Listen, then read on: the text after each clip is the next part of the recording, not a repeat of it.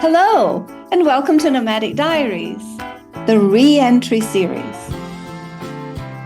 I'm Doreen Cumberford, the host. And I'm Linda Mueller, the co-host. Hi, this is Linda Mueller during the Planning and Logistics Week of our series on repatriation.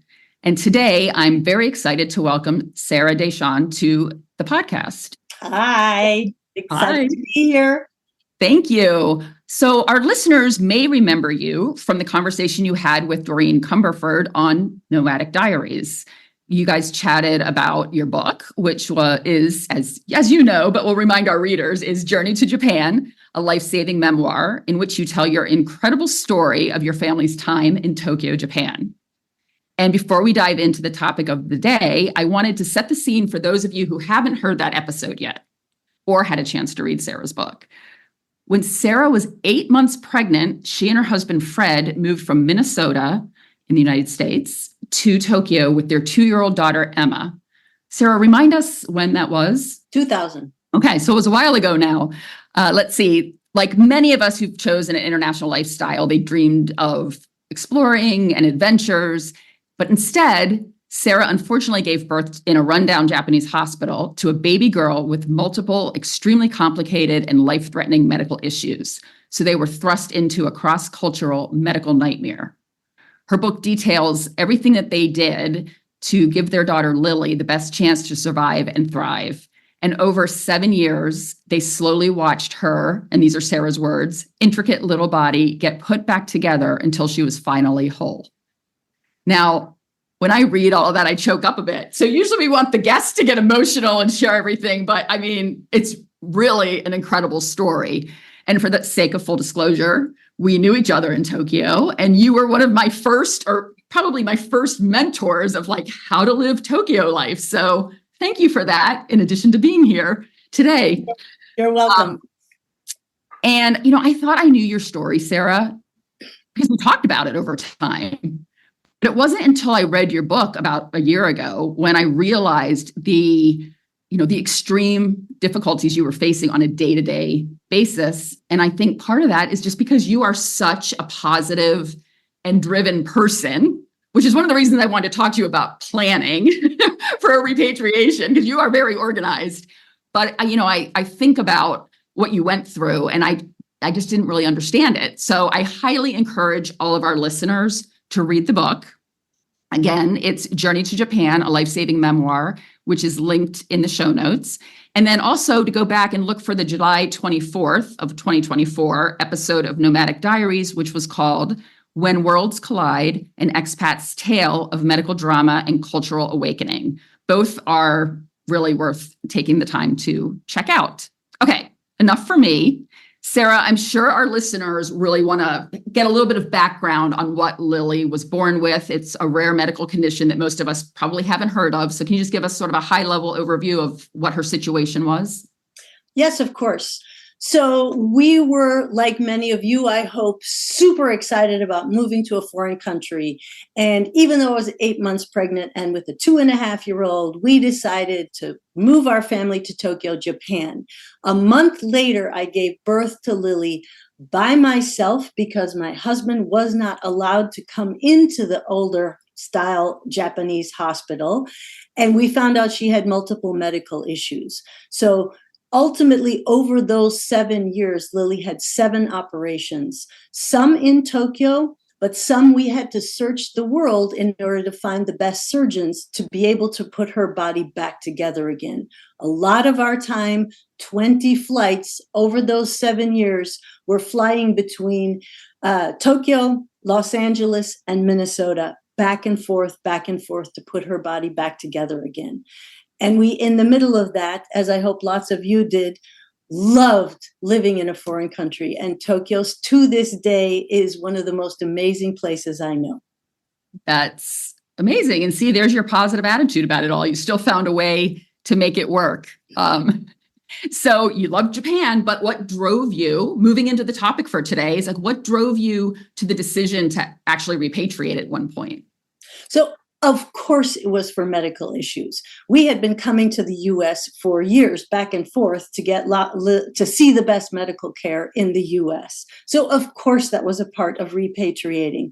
Of course, from our perspective, there were schools that the girls needed to go to in the U.S. because we wanted them to go on to college in the U.S. Mm-hmm. So for us, that was a complicated question, but it was a part of the decision. Really, there were 3 reasons that I wanted to go in the end, or convinced myself they were the reasons. Okay. Number 1 was my friends kept moving. So I would be an expatriate. I would see all my friends. I had friends from 35 countries around the world, and they would stay for a year or 2 and then leave. And so all of a sudden, my friends were in Hong Kong or Singapore or back in the US, and it was really hard to see them. The second reason was I was ready for a career, not just a job. I worked as an assistant head of a school in Tokyo, but I wanted a career, a progression. I had had that before our time in Japan. I was what we called the trailing spouse for many years, but I was ready to jump back into my own career. And the third one I hope you laugh about, and that is that I didn't like the earthquakes anymore. And so I was ready to not have the earth shake under my feet and the worry that my children were going to be someplace else like school, and I was going to be in a different location, and I didn't know how to find them or get to them. So those are kind of my 3 reasons I told myself it's time to go. Well, and you left Tokyo in time to miss the one that was quite shaky. So congratulations on your timing for that.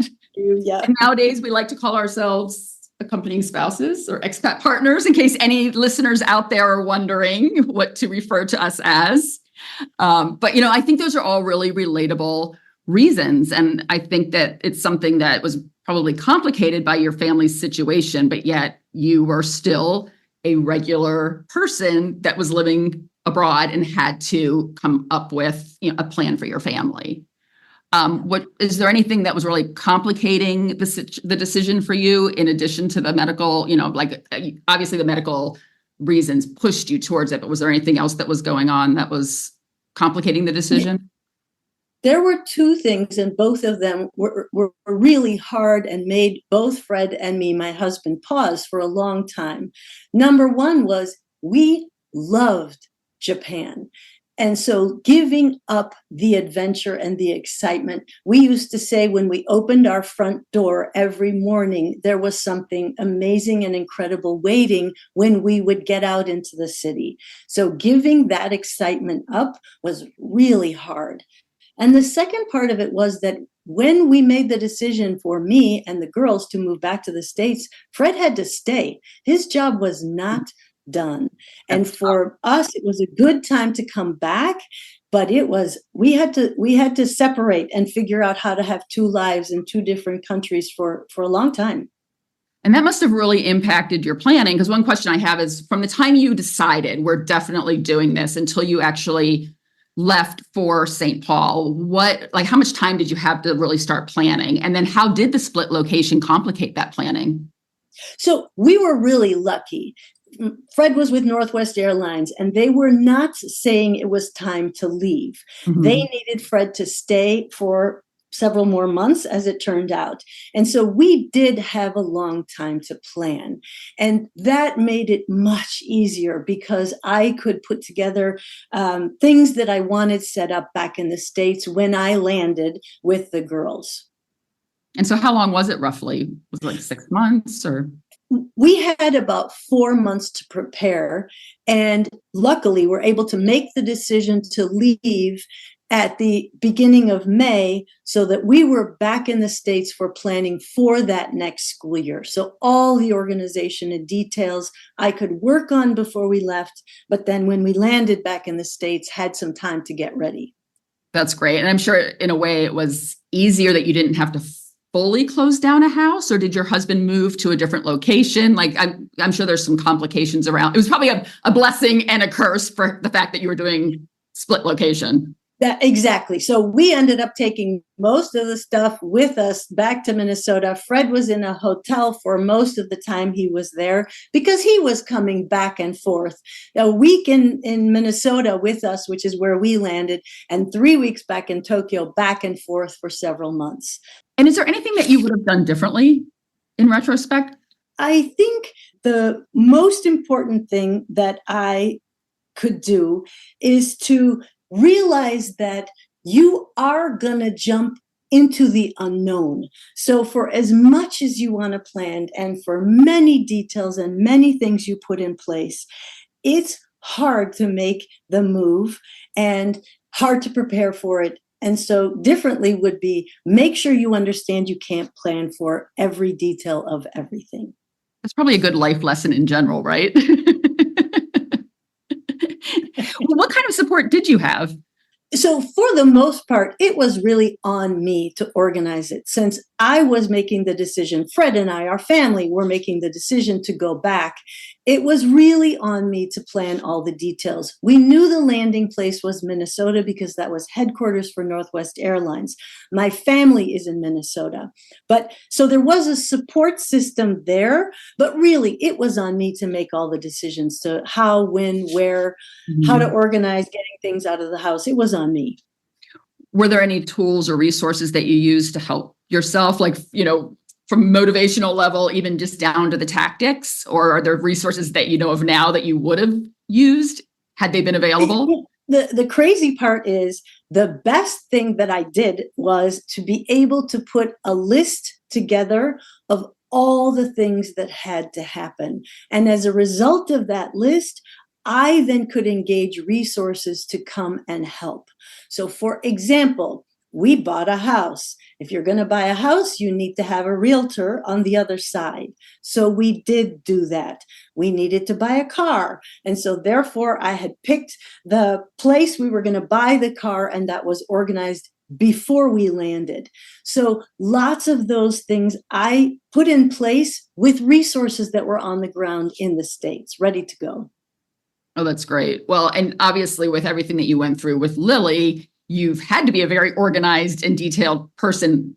Is that something that you've always, a characteristic you've always had, or is that something that became strengthened and heightened when you were in this situation with a medically challenged child? It was thrust upon me, as you said. So, yeah, I mean, I have reams of notebooks, which led to the creation of the first book that I've written about how medically Lily's life. And so that lended itself really well to coming back when you can put good lists together. And what about the emotions of leaving? Did that impact your planning in any way? Did you do things specifically for emotional value more so than logistics, or did they slow you down? Like, what do you think about that? So I was thinking back about what did I do emotionally? And I remember telling myself, Sarah, these are the reasons you chose to leave. Your friends are going, you want a career, you're worried about earthquakes, your girls need a school, Lily needs stable medical care. And if I didn't do that over and over in my head or pick a reason each day, it was too hard. I can't say enough of how much I love Japan. And so I repeated those things in my head, and that helped. I had a reason I was leaving, and it made it easier to be able to say those things because otherwise it was going to be too hard. The life coach in me loves that answer because you're remembering your why, and that pulls a lot of us through, or can pull a lot of us through difficult times. So thanks for sharing that. I wanted to also ask you that you have moved quite a bit within the U.S. to very culturally different regions of the country. And so how are those relocations, within the U.S. versus your international relocation? Like, how are they similar? How are they different? Did one help you do the other one better? So what was interesting about that And so again, if I may, we landed in Minnesota. We moved to the Washington, D.C. area. We moved then to the Seattle area. And then we moved to Southwest Florida and then back to Minnesota. So we tried to cover all the pieces of the United States. And the thing that was interesting about each of those, aside from that list I created and those resources I contacted, was that there was an excitement about each of them. And to be honest with you, moving back to Minnesota, since I'm from here and went to college here, wasn't all that exciting. I had a network here, but it didn't have the thrill of moving to Tokyo. But each of those places we moved to, there was like opening in my mind of, I can discover a new place. And yes, I have to do the drudgery of setting up all these things all over again. But one, I knew how to do it. And two, there was an excitement. Washington, D is exciting. Seattle's so different. All these places were going to add a new piece to the life that we'd created for ourselves that started in Japan. Well, and I think I'll throw in there that you've done something that most Minnesotans are not willing to do. You moved across the river. That's right? True. There we go. If Minnesotans can understand that, I grew up in St. Paul, Minnesota, which is on one side of the Mississippi River. And now we live on the other side of the Mississippi River, just on a suburb outside Minneapolis. So yes, St. Paulites do not come over here. Correct. You did it. I'm not surprised. We love it. We're happy. So you still found a way to mix it up a bit. I love it. And you know what? That's what we tell people. Our friends who live in St. Paul, who kind of groan about coming over here, we say, look, we're helping you to expand your horizons to be able to come to this side of the Mississippi. I love it. Okay, so for those who are facing repatriation, is there one tip or resource or anything that you can share with them to help make this planning phase a little more manageable? Well, so when I returned, one of the main questions people asked was, do you speak Japanese? You lived there for 7 years. And that was an easy question for people to ask. It made sense. Of course, I lived there 7 years. I should speak Japanese. The reality was most of my time was spent flying between Los Angeles and Tokyo and caring for our 2.5-year-old who grew up in Japan. So I didn't really learn that much Japanese. So my tip would be learn the language of the country that you're living in. So when you come back, you can actually say sentences other than show people how you can bow respectfully using my cultural knowledge. So learn the language.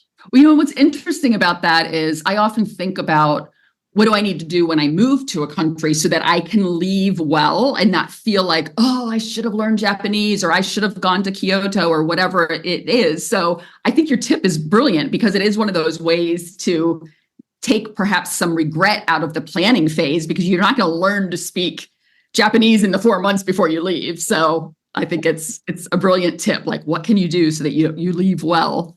I'm going to share some big news with our listeners. Sarah's an excellent writer. And one thing I want to throw out there is that her book is, while it goes deep on these issues that are so challenging and interesting and so many other things, it's actually a quick read.